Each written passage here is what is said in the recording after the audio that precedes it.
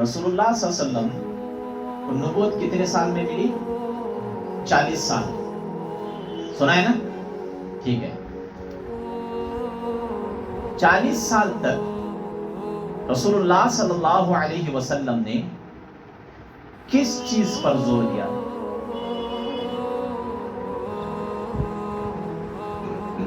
نبوت ملنے کے بعد گھومتے رہے. کیا کرتے رہے؟ در بدر. 40 سال کے پہلے کا وقت میں رسول اللہ صلی اللہ علیہ وسلم نے کس چیز کو انجام دیا ہے؟ غار ہرا میں نکلتے کیا کرتے؟ عبادت، ذکر. عبادتوں میں، ذکر میں، تلاوتوں میں، عبادتوں میں زندگی گزاری. لکھا ہے کتابوں کے اندر. کتنے سال تک؟ 40 سال. 40 سال کے بعد آیت اتری، اقرا بسم ربک الذی خلق. پڑھو اپنے رب کے نام سے. جب آیت نازل ہوئی تو وہاں پر آپ کو اطلاع ملی کہ آپ کو اب کام شروع کرنا ہے. لمبا چوڑا واقعہ ہے، تفصیل میں نہیں جانا چاہتا، وقت اتنا بھی نہیں ہے. تو نکل گئے. رسول اللہ صلی اللہ علیہ وسلم نے 23 سال محنت کی. کتنے سال؟ 13 سال مکے کے، 10 سال مدینہ کے. اس کے بعد کام کا سلسلہ کسی نہ کسی شعبوں سے چلتا رہا.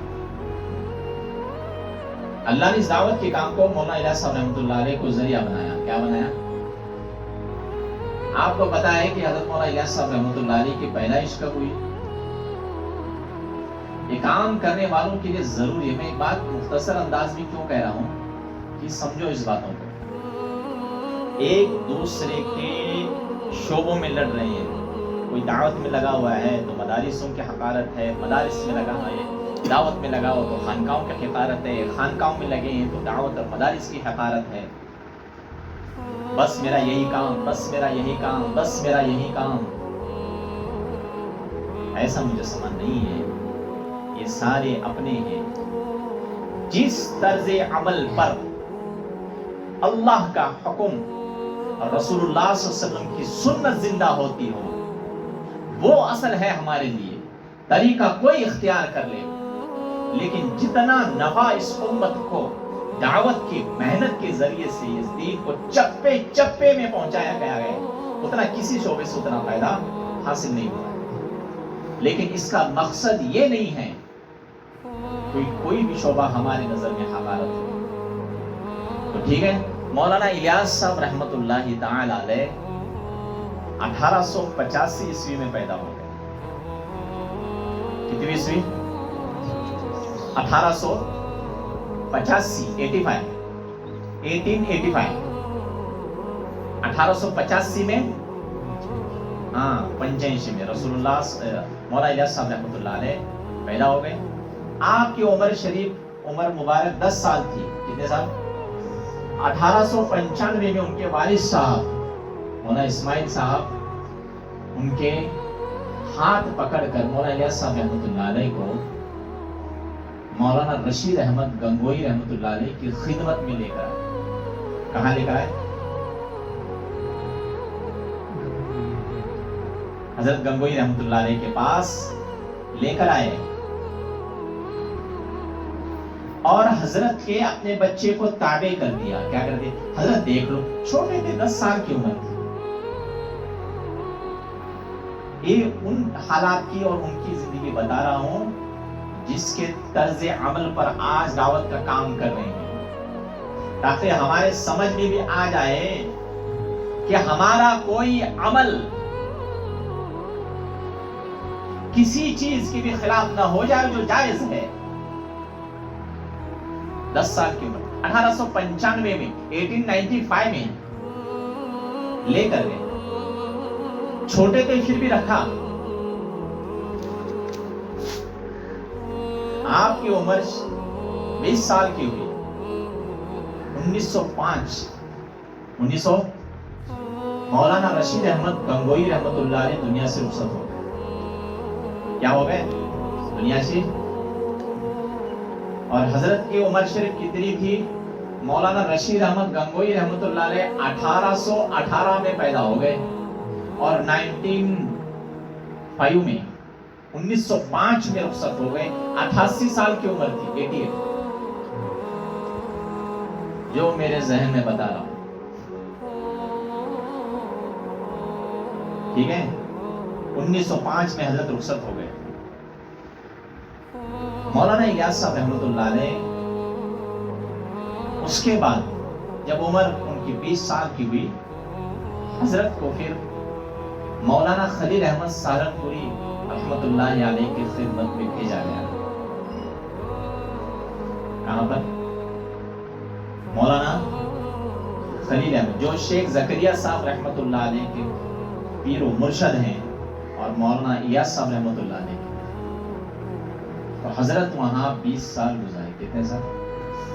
1925 میں حضرت بھی دنیا سے رخصت ہوئے. اب مولانا الیاس صاحب رحمۃ اللہ علیہ کی عمر کتنی ہو گئی؟ کتنی ہو گئی؟ 40 سال گزر گئے. سفر کیا مدینے کا. مجھے ہندوستان میں نہیں رہنا ہے تو وہاں پر چلے گئے. لمبا واقعہ ہے، بتانا نہیں چاہتا، مختصر جو مجھے مقصود ہے وہ بتانا چاہتا ہوں. وہاں پر رسول اللہ صلی اللہ علیہ وسلم کی زیارت ہو گئی. الیاس تجھ سے کام لیا جائے گا. کیا کرنا پڑا؟ تجھ سے کام لیا جائے گا. پریشان ہو گئے. کتنی عمر میں فرمایا؟ رسول اللہ صلی اللہ علیہ وسلم کی عمر مبارک کتنی تھی؟ مولانا الیاس صاحب رحمۃ اللہ علیہ کی عمر کتنی ہو گئی؟ وہاں پر وحی نازل ہو گئی. یہاں خواب میں بتایا گیا. سمجھ میری بات؟ اترے پھر آئے، پریشان ہو گئے. علماء سے مشورہ کرنے کیا بات ہے، کیا کروں میں، کیا کروں، کون ساتھ دے گا؟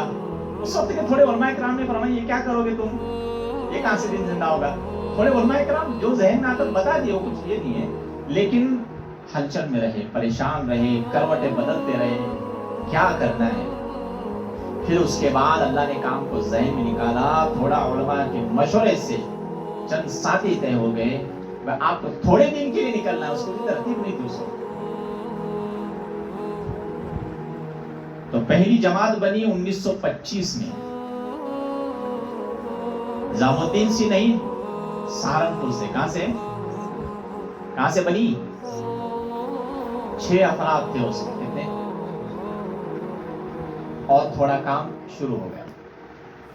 اب مجھے بتانے کا مقصد یہ ہے، اللہ کے نبی صلی اللہ علیہ وسلم کو اس محنت کے لیے 40 سال گزارا گیا. مولانا الیاس صاحب رحمۃ اللہ علیہ کو اس کام کو شروع کرنے کے لیے 40 سال کی عمر لگ گئی اور 40 سال سے پہلے مجاہدہ کرایا. یہ مقصد بتانا مقصود ہے کہ اپنے زندگیوں میں مجاہدے کو ڈالو، عبادتوں کو ڈالو، ذکر تلاوت جسے انفرادی سمجھ رہے ہو، لیکن انہی انفرادی مجسمہ اجتماعیت پر جان کا سبب بن جائے گا، جان ڈال دے گا.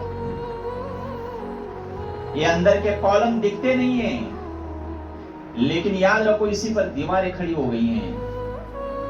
پایا دکھتا نہیں ہے، بالکل اسی طرح ہے. 40 سال مجاہدہ.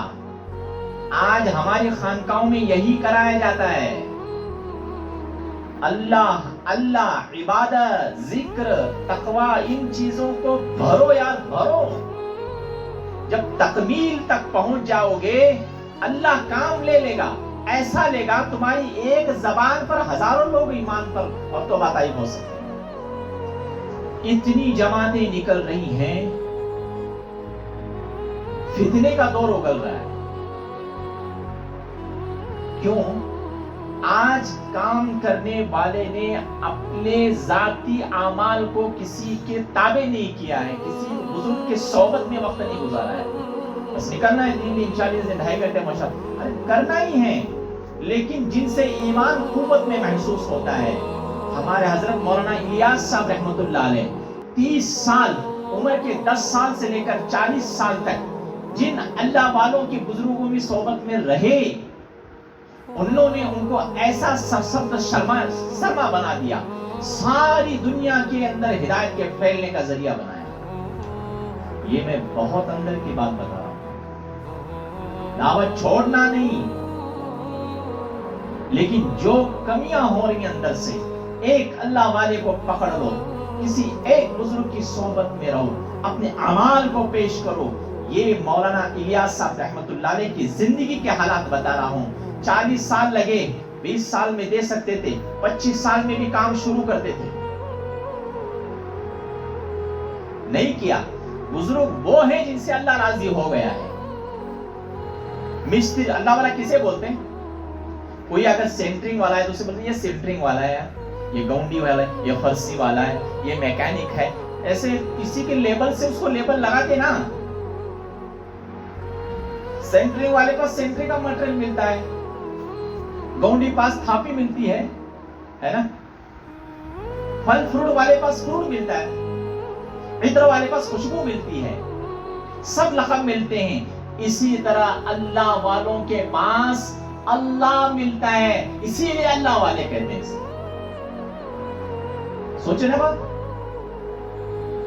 قرآن میں اللہ نے نقشہ کھینچا ہے۔ دیکھو قرآن کیا ہے، سناتا ہوں۔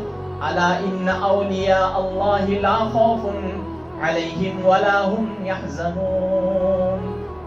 قرآن میں اللہ نے فرمایا اللہ کے ولی وہ ہیں، وہ میرے دوست ہیں، لا خوف، ان کو کوئی خوف اور ڈر نہیں ہے،